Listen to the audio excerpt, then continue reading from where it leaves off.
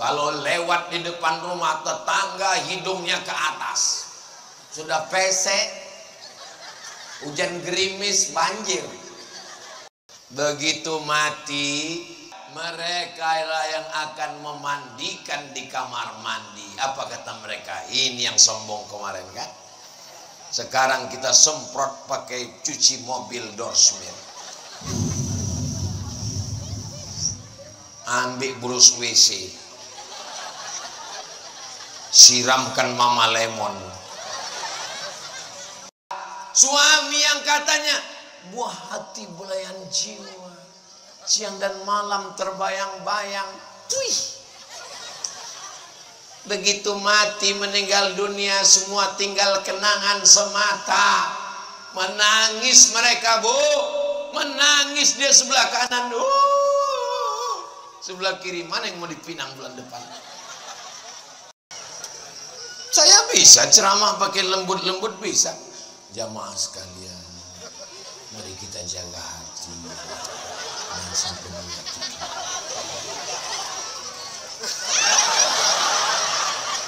Bisa, bukan nggak bisa saya.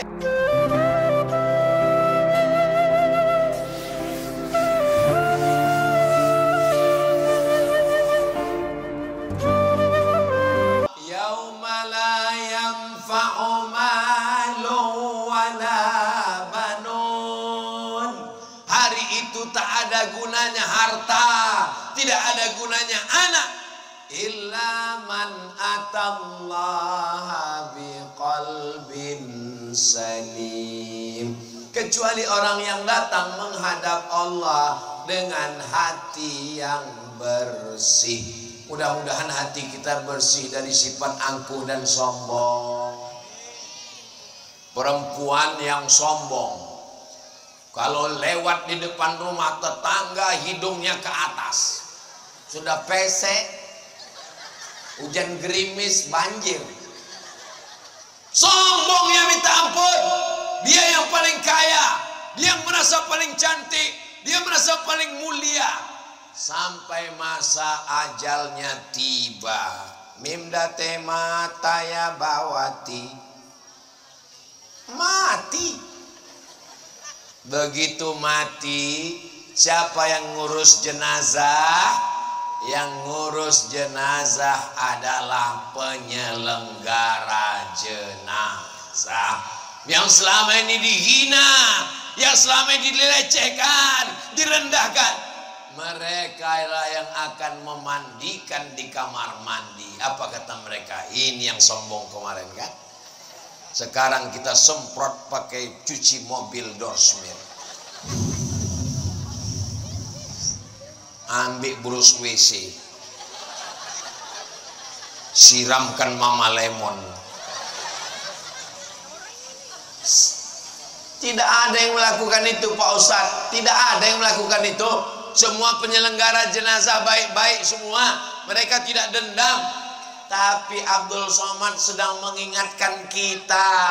Suami yang katanya buah hati belayan jiwa, siang dan malam terbayang-bayang. Tuih.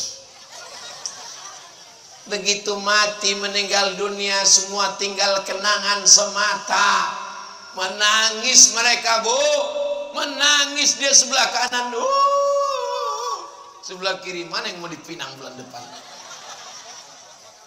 Saudaraku yang dimuliakan Allah Subhanahu wa ta'ala, makanya hati kita bersihkan, karena kita semua akan mati. Yang kaya-kaya, Qarun itu, kalau ada orang menggali tanah, tiba-tiba cangkolnya bunyi, kelepuk. Begitu dilihat ada emas, maka orang akan mengatakan ini harta Qarun, padahal Qarun di Mesir. Saking kayanya Qarun. Tapi belum pernah saya ketemu sama orang, kenalkan Ustadz Somad, siapa namanya? Qarun. Belum pernah. Fir'aun hebat di Mesir, dia yang membangun piramid, satu keajaiban dunia. Belum pernah saya ketemu orang, kenalkan Ustadz Somad, saya ini keturunan Fir'aun. Gak ada. Makanya kalau ada sombong angkuh suami ibu, panggil dia besok. Hai Abang Fir. Fir apa maksudnya? Fir'aun. Saudara yang dimuliakan Allah Subhanahu wa ta'ala. Dan jangan lupa datang ke syekh, datang ke tuan guru, datang ke ustadz, datang ke habib. Tolong doakan saya ya syekh, supaya hati saya bersih. Tapi Pak Ustadz, saya sudah doa, hati saya kok kotor terus. Setan akan datang sebelum ruh keluar dari jasad.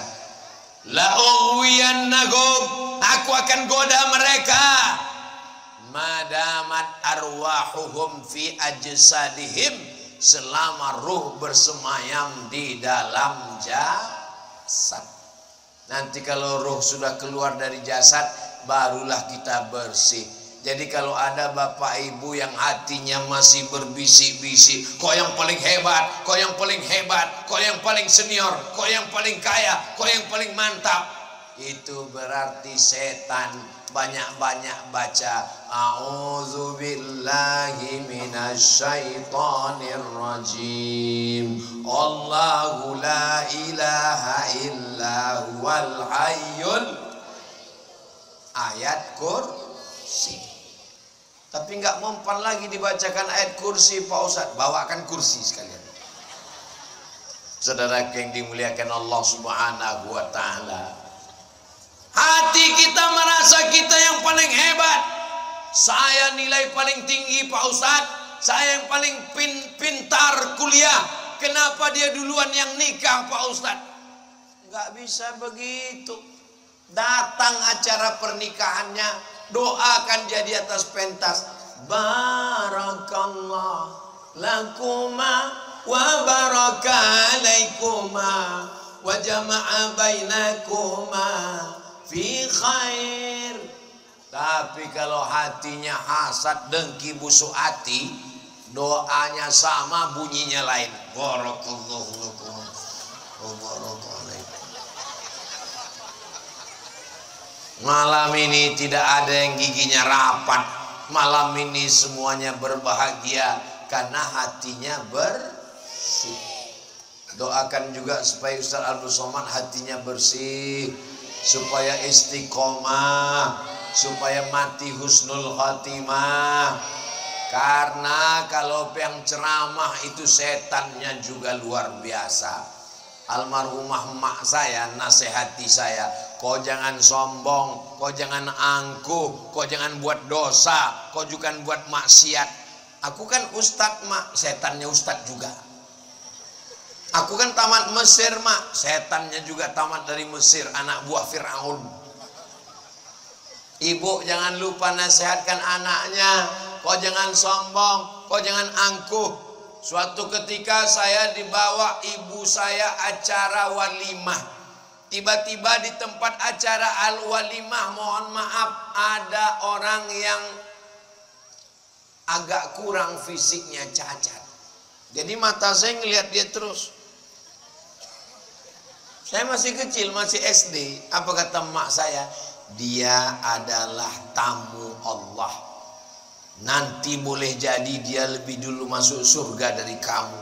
Jangan kamu sakiti hatinya.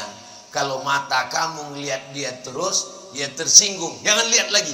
Sampai hari ini, kalau saya ngelihat ada orang yang kurang fisiknya, saya lihat sekali, habis itu saya nunduk. Kenapa? Ingat pesan orang tua. Guru di sekolah belum tentu kita ingat, tapi pesan ibu. Makanya saya sangat heran kalau ada orang tua yang diam saat anaknya melempar orang gila, saat anaknya mengejek orang cacat. Kenapa dia diam? As-sakitu anil haq setan akhras.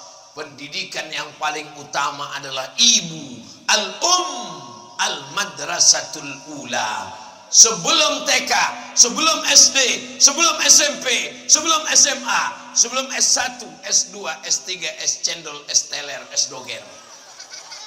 Yang pertama adalah ibu. Yang paling lama dengan anak itu ibu atau bapak? Ibu, bapak kan sebentar-sebentar aja jadi. Tapi ibu mengandung, menyusukan, membesarkan, menyekolahkan, mengandung lagi. Begitulah kita ini semua. Makanya sorga di bawah tapak kaki. Belum pernah saya ketemu hadisnya, atau mungkin saya belum jumpa. Nanti tanya sama guru kita Kiai Haji Muhammad Idrus Hashim. Belum ada lagi sorga. Saya mau nasihati anak saya, sorga di bawah tapak kaki ayah. Nggak ada tuh. Pentasnya luar biasa. Sampai berapa lama mereka menanam bunga-bunga ini. Bunganya pun sesuai dengan pilpres lagi, warnanya macam-macam. Bapak Ibu yang dimuliakan Allah Subhanahu wa taala, perbaiki hati, dari hati baru berubah menjadi budi pekerti. Dari mana datang sopan santun, tata krama, budi bahasa? Dari mana datang lisan yang baik? Dari mana datang tatapan mata yang baik? Dari mana datang ucapan yang baik? Semua berasal dari hati. Kalau sudah hatinya angkuh, sombong, sakit, cakapnya menyakitkan hati, perbuatannya menyinggung perasaan. Al-muslim, siapa itu muslim? Man salimal muslimun, selamat orang lain, min lisanihi, dari lidahnya, wayadih, dari tangannya. Jangan sampai lidah kita menyakiti hati orang, sumpah serapah, ghibah, namimah, adu domba, caci maki. Kalau sudah ngamuk keluar semua, bukan binatang, kebun binatang. Dari mulai dinosaurus sampai kancil, kucing semua keluar. Dari mana itu datang? Dari hati. Makanya anak kita ini dididik dengan pendidikan hati. Malam ini saya ketemu dengan orang yang hatinya luar biasa. Bawa sepeda motor, ada gasnya, ada remnya, ada koplingnya, ada giginya, tapi yang tertulis di tepi jalan, hati. Kenapa nggak kaki-kaki? Kan kaki yang mengendalikan. Kenapa nggak tangan-tangan? Kan mata yang ngelihat. Kenapa nggak mata-mata? Awas, mata-mata. Tapi yang ditulis adalah hati. Karena banyak orang sakit hati gara-gara busuk nyambung semua. Saudara yang dimuliakan Allah Subhanahu wa taala, man kasura kalamuhu kasura saktuhu. Siapa yang banyak ngomongnya, dialah yang paling banyak salahnya, menyakitkan hati. Di antara kita ini semua yang ramai ini, siapa yang paling banyak salahnya?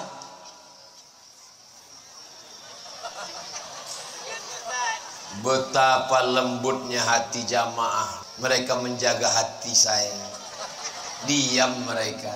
Padahal dalam hatinya, Ustadz lah yang paling banyak dosanya. Coba tanya mereka, gimana rasanya pengalaman ceramah? Itu tergantung audiensnya. Kalau orangnya hatinya terbuka, kita ngomong nggak terasa lama. Tapi kalau ngomong di depan orang yang hatinya tertutup, lama sekali. Pengalaman Ustadz yang paling sulit ceramah kapan? Pas ceramah buka bersama. Minta ampun lamanya. Jamaah yang dimuliakan Allah, marilah kita takut pada Allah. Jamaahnya ada yang ada yang sebentar-bentar nengok aja. Lama kali saya tengok jam. Akhirnya penderitaan itu selesai. Terdengar suara Allahu Akbar, Allahu Akbar. Demikianlah tausiah menyambut berbuka bersama ini saya sampaikan. Kalau ada silap salah mohon Allahumma barik lana fima razaqtana, Allahumma lakasumtu. Datang panitia, mohon maaf Pak Ustadz, itu tadi azan handphone dari Jakarta. Tapi hari ini Masya Allah tabarakallah, yang dibahas baru 1 baris, waktunya sudah habis 1 jam. Kira-kira kalau saya teruskan sejam lagi masih tahan? Masih kuat? Masih sanggup? Saya nggak sanggup.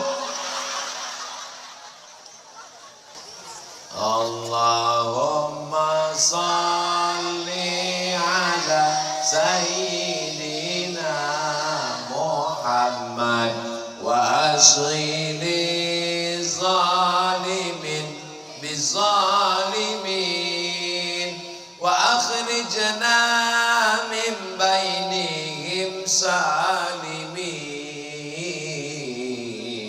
wa ala alihi wa sahbihi ajma'in. Kalau hatinya lembut, ngomongnya lembut. Kalau hatinya baik, tangannya baik. Kalau hatinya baik, matanya baik. Kalau hatinya jahat, matanya gatal. Itu maka saya dari tadi berada posisinya di sini, nggak pindah-pindah. Kenapa?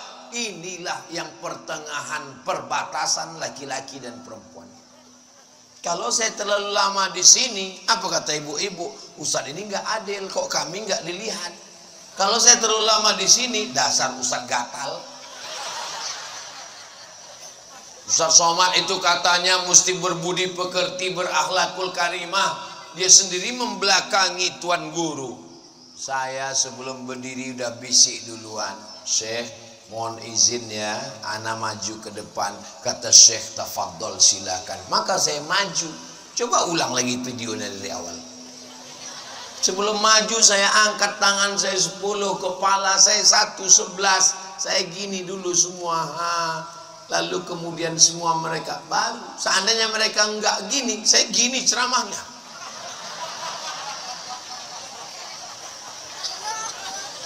Didiklah anak-anak dengan kelembutan. Sekarang banyak anak-anak bahasanya bahasa WhatsApp. Kelas berapa, Dek? Kelas 5. Sudah berapa hafalan Qur'annya? 30. Kalau kita dulu diajarkan ujungnya harus ada. Udah kelas berapa, Dek? Kelas 5, Ustadz. Kelas 5, Bang. Kelas 5, Kak. Sekarang bahasanya bahasa WhatsApp. Kenapa? Karena belajarnya online. Belajar online selama Covid tahun 2020 sampai 2023. Apa yang terjadi? Anak-anak kita belajar hanya online melalui layanan internet. Atasnya pakai jilbab, pakai baju panjang, pakai celana pendek. Kenapa? Karena tidak sempurna.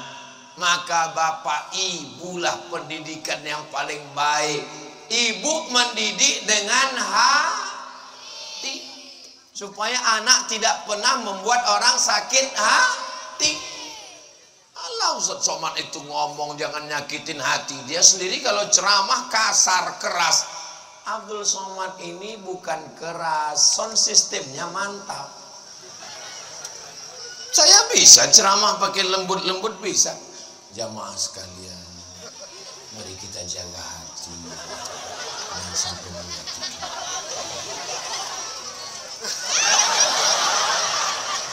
Bisa, bukan nggak bisa saya. Kenapa ibu yang dimuliakan Allah Subhanahu wa Ta'ala? Abdul Somad itu kalau ceramah menyinggung perasaan orang, ia tersinggung. Saya cerita narkoba, pemakai narkoba tersinggung. Saya cerita zina, pezina tersinggung. Saya cerita korupsi, yang koruptor tersinggung.